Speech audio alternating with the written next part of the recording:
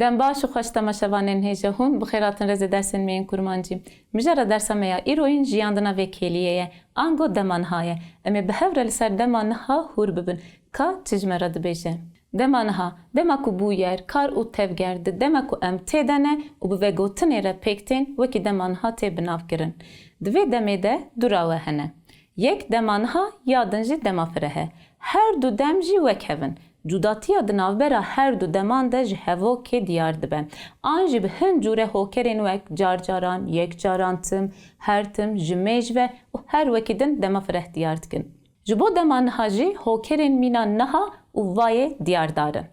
Teşeya rayeka lêkerê ya dema niha, dema bê û rayekên xweste ku daxwazê yek e. Amrazên ku dema niha pêk tînin ev in. Di, rayeka dema niha û qartafa cinavkên kesane. Minak. Ez diçim. Di, qartafa dema niha, rayeka me tenê çe, qartafa cinavke kesîn a ezê jî em girtiye. Mînakê me yê din jî bi heman awayê saz dibin. Em niha bi teyrê baz re diaxivin. Di axiv in.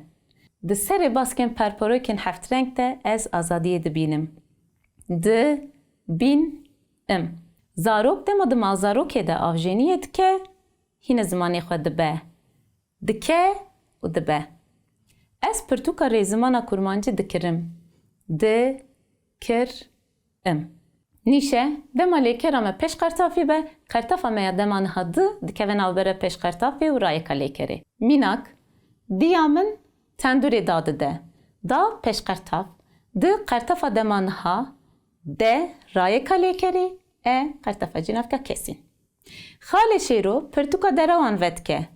Ve dike. Qazî Mihemed ala rizgariyê radike. Ra dike. Ker barê xwe hildigire. Hildigir e. Tu xwe vedşêrî. Ve dişêrî. Nîşe, rayeka dema niha ne weke dema borî ye. Bi taybetî di lêkerên bêrîst de pir tên guhertin. Heke raweya fermanî bê zanîn rayek ji eşkere dibe. Mînak, lêkera me revîn di raweya fermanî de dibe bi rev e. Rayeka dema niha rev, dema niha de dibe di rev im. Mînakên din jî bi vî awayê em dikarin saz bikin.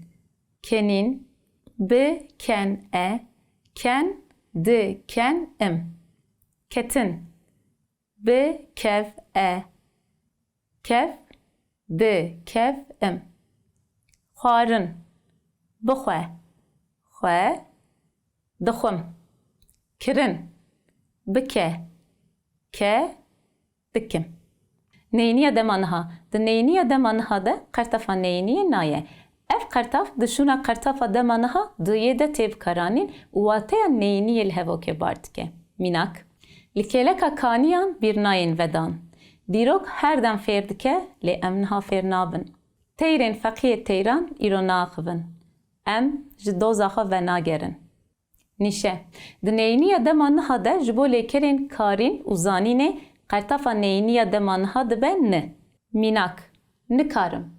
Ez nikarim şanê geriyê bikim. Nizanim. Ez nizanim, rihetiya canım.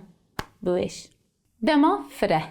Dema ku karek her tim têkirin û berdewam dibe ev dem tê bikaranîn. Dema fireh bi alîkariya qertafên dema niha di û nayê û hokerên mîna carcaran, carinan, hincaran, her dem, her gav, her tim, tim qet û her wekî din pêk tê. Mînak, hirç her roj hingivî dixwe. Mirovên derewker her dem zirarê didin civakê.